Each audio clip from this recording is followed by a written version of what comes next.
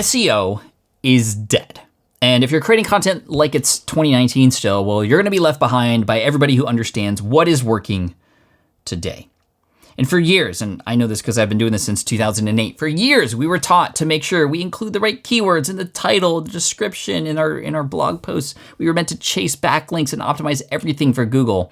And our blog posts, our videos just sounded like they were generated by robots, which is funny and ironic because today, guess what? Robots are generating a lot of the content. And when we were implementing these strategies, guess what? You'd have to wait for months to see if they were actually working or not and paying off. But everything changed recently. Everything changed with AI because ChatGPT and other tools can write better search engine related content than any human can. And Google's results are flooded with AI generated articles. Meanwhile, our customers, our followers, our potential subscribers are not even searching anymore. They are finding our stuff through recommendations on places like TikTok, Instagram, and YouTube. It's still an algorithm, but it's a different algorithm. It's no longer search engine optimization. It is social media. The truth is social media is now the new SEO. Let me say that one more time. Social media is now the new SEO. And so we have to have a different approach about it, or else again, we're going to be left behind. It's not about posting more content either. It's about the packaging around your content for these new algorithms. The same valuable information that used to work in a blog post now needs to be packaged in a way with a hook that gets people to stop and click, or stop and keep watching actually. And the entrepreneurs that are making real money today understand something that the rest don't. Your content packaging, the stuff around the content, matters more than the quality of the content itself. And even saying that out loud, it's kind of sad, but it's truth. Here's the thing. A mediocre idea with great packaging will absolutely outperform a brilliant idea with poor packaging every single time. It is a two-step process to win in this new game. It is the click and stick strategy. Click and stick. Now, click can be replaced by stop. So stop and stick on certain platforms like TikTok where things are just being fed to you. But on YouTube, on blog posts, on social media, the click and stick strategy. So just keep those things in mind. We're gonna go through these really quick, one by one. The click. This is the moment of interruption where when a person visits their YouTube homepage or they're scrolling through and doom scrolling on at bed at night, they stop because you've just presented something interesting. Whether it's in a very clear hook on a social media short form platform or the title and thumbnail packaged together, you've opened up a question that people now need to know the answer to.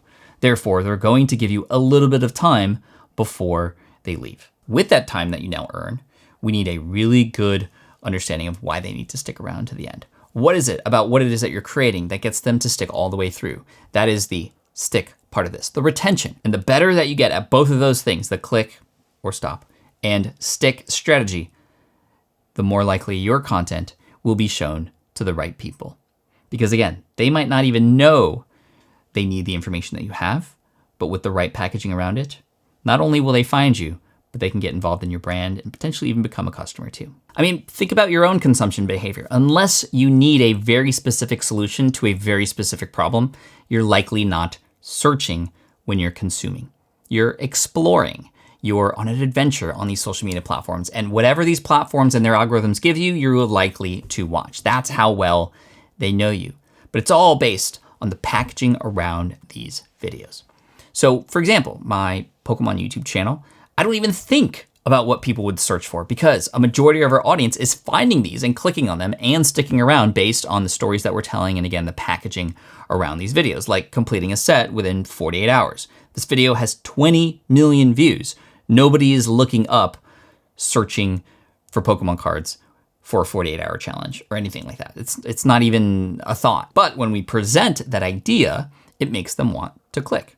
It's very similar to Brady Brandwood's channel, who had once purchased a grocery store lobster and based on the packaging around that, saw a video with millions of views and captured the attention of the entire world because they wanted to see how Leon the lobster would do after having been bought from a grocery store and then raised as a pet. And when you look at that video and you actually watch some of it, it's not great quality, but that doesn't matter.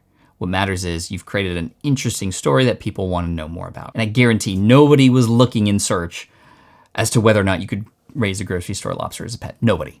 This is all suggested in browse traffic, which is the recommendation engine of YouTube.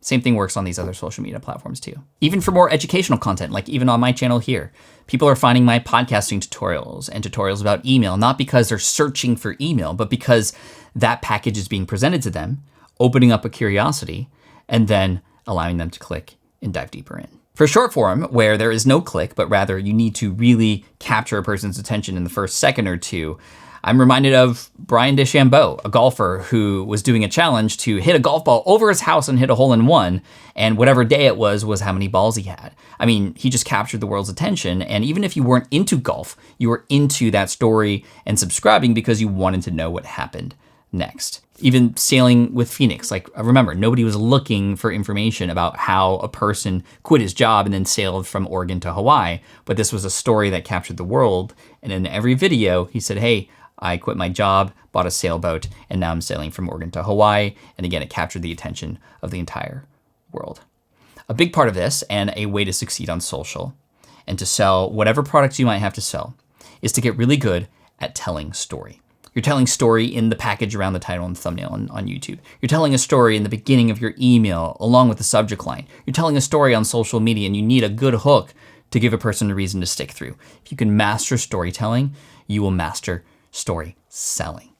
And if you're thinking of how do I sell on these platforms, especially social media, I want to invite you to a 14-day free mini course on how to make your first sale from social media. In fact, if you go in there now, you can walk through it day by day for 2 weeks, or you can take it at your own pace and learn how to get your first sale even faster. So all you have to do is go to smartpassiveincome.com/first sale. All letters, no numbers, FIRSTSALE, and grab it before everyone else figures it out. And again, if you want to master how to sell on social media, smartpassiveincome.com/first sale will walk you through it. Look, it's about time somebody finally said it, right? SEO, in my opinion, is completely dead. Yes, people are still getting traffic from SEO, but just, again, look at the search results page. For anything that you type into Google, you're going to see an AI response, you're going to see ads, and likely the first spots are often taken by much bigger brands like Reddit or Amazon, right? Fight a different war. The war is the attention war on social media, and that means the packaging around what it is that you're sharing, not the keywords you include, not how many times you mention a keyword inside your blog post or mention it in your video. It is social media, not search engines.